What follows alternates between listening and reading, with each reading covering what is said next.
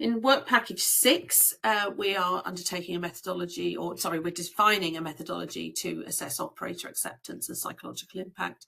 We have our tried and tested methods, but we understand that these are often quite generic and we want to apply them to the specific context of Masterly and then understand how they might be developed for industrial systems per se.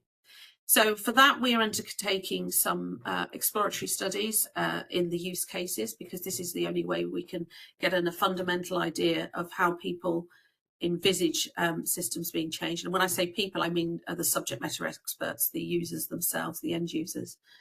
They are our experts in these manual processes, so we want to utilise their input as much as possible. So we put the end users and operators into small groups in human-centred and ask them to undertake human-centred design activities, which is to co-design and redesign, if you like, solutions. We give them stickers and graphical activities. We show them videos and give them creative materials to use. There's some examples on the right-hand side in those photographs there. Excuse me. We also use that opportunity for group discussions and brainstorming, using a semi-structured format which allows them to freely speak and generate their ideas, and using this method, this kind of free and flexible method, they can locate successful and problematic task environment characteristics. They tell us what works, what doesn't work, what they want to see, what they don't want to see. So that it gives us the as-is current state viewpoint, but also what they envision for the future. It allows us to capture their attitudes and perceptions related to the acceptance of new technologies and processes. So we can also, at this opportunity, also give them some of those psychometric scales that I described in the last slide, so that we can also sort of get a gauge on how they feel about these their tasks in that way.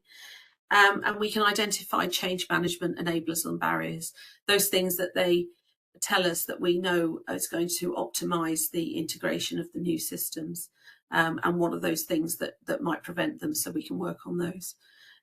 Excuse me.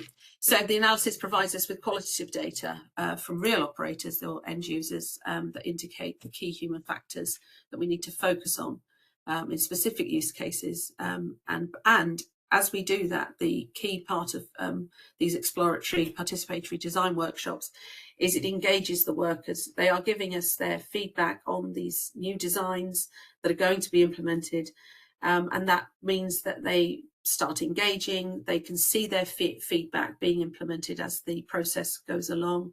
That optimizes buy-in essentially and their acceptance of the new systems.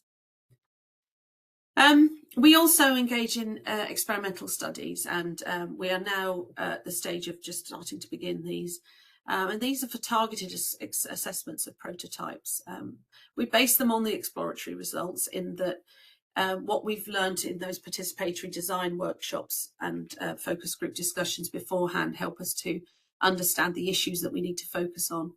But we also need to look at specific aspects of those objectives that I presented right at the start of the presentation, which is looking at the interface and communication modes, looking at different types of grippers, and also taking behavioural measures. So it's things like the task time, remember the cycle time that I mentioned, looking at errors, and looking at those that broad range of issues that we know we need to look at. In those experimental studies, we will measure physiological and psychological reactions in different conditions, so that we can triangulate these multiple methods. We include the eye tracking, as I've previously described, because we can use eye tracking in experimental conditions as well. We measure stress responses such as heart rate, skin conductance. Sorry, I've spelt that wrong there. We can measure neurological activity responses, so the frontal cortex blood flow measurements, which indicate stress and decision-making activity. We can analyse facial and emotional changes, and we can also use motion capture for physiological analysis as well, and we can feed that into CAD modelling as required. These various techniques we support with qualitative data collection as well in experimental conditions. We know we should never rely just on objective measures, because they tell us how much things change or are changing. They don't tell us why. So we always triangulate with qualitative assessment as well. So when we measure, for example, heart rate and skin conductance, and if we see deviations and variations, we will accompany that with questioning people, interviewing them, and asking them why things changed at those peaks and troughs and times as well, so that we understand not only the how much, but also the why. Okay.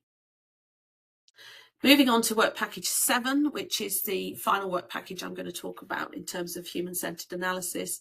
This concerns standardization, and it's about creating a roadmap towards human safety in standardization. And as you can see from the clip from our general agreement there, we're aiming to focus on 3 main aspects, which is understanding the open or vague areas or missing norms. So what that means is we want to understand what guidance we need that is not in current standards, because current standards regarding robotics are there's very scarce attention to any psychological or emotional impact on users. It tends to focus very much on the technology and the engineering side of the systems, which is has been absolutely apt, but with increasing human-robot collaboration and human interaction between people and robots, we know that needs to change. So we want to do a review of what guidance is currently not, that we need for these new systems that's currently not in standards. And we're going to do that by undertaking assessments with technical partners, consulting and surveying our partners and other experts to map our requirements to existing standards, to understand exactly what we need in new systems that isn't currently covered. The second part of that is updating existing standards. Well, we can't do that. Hello? Oh, sorry. We are running a bit out of time. I'm going to finish up very quickly. Okay, I'll speed up my chat. Sorry. Okay. Sorry. Okay, so we'll look at which standards need to be addressed, and we'll do that with identification through existing contacts. We can't automatically update existing standards by any means, but we can understand which standards need to be addressed and consider the guidance needed.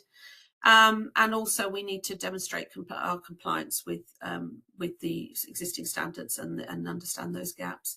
And we'll do that roadmap through I'm involved in existing standardization through those roles on the right hand side there. And I think the interesting thing there is I'm perhaps the most important thing is my liaison between TC299, which is robotics, and TC159, which is ergonomics. Moving on very quickly, sorry, this is due to the technical issues at the start, I imagine. I won't talk about the first 2 there, 10218 and 22183, which is work that's either just been released or currently under development, because again, those are very technical topics and technical standards. But I will focus on the bottom 2, which is the CWA, which is one that I authored in a few years ago, which basically sets out standardization of methodology for developing psychometric assessments relative to industrial automation contexts. And we are going to be extending that in Masterly. And also to mention the BS 8611, which is a British standard, but it was the world's first robot ethics standard. And we revised that in 2023. And that provides a framework for ethical risk assessment, and in Masterly it will form the basis of a new tool for design and integration. So very quickly, summarising, I won't go through all of this, but as you can see, there's a range of outputs that we're aiming for there, and achievements that we're aiming for in the project. So thank you very much, and sorry if I've overlapped. Thank you. Thank you, Sarah, don't worry. Okay, so now, last but not least, we have